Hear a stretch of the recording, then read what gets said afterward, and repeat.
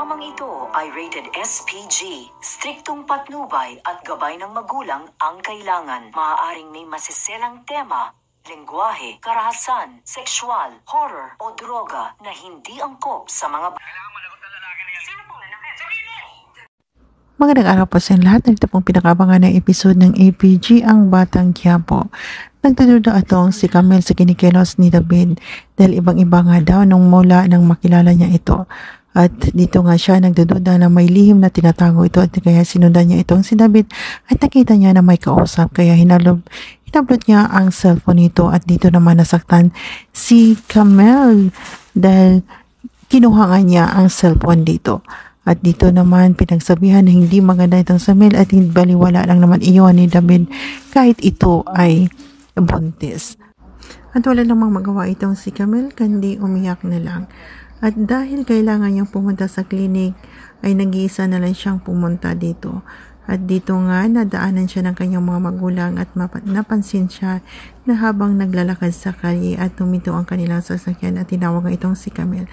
At laking gulat ang kanyang mga magulang dahil nga may pasa ito sa mukha. At tinanong itong si Camille kung sinong may kagagawan nito. At hindi naman sabihin ni Camille na si David, ngunit pinilit siya ng kanyang mga magulang. At agad naman ay dinala itong si Camille sa porsinto kung saan nagpapile nga sila ng bawsi against women.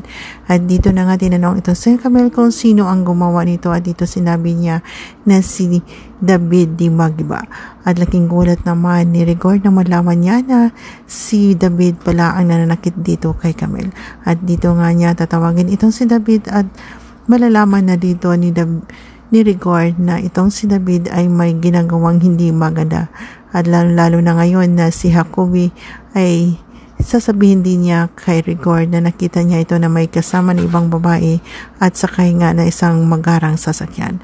Dito na kaya malalaman ni Rigor na itong si David ay may kinalulukuhan kaya abangan po natin ang susunod na kabanata sa APG Ang Batang Quiapo.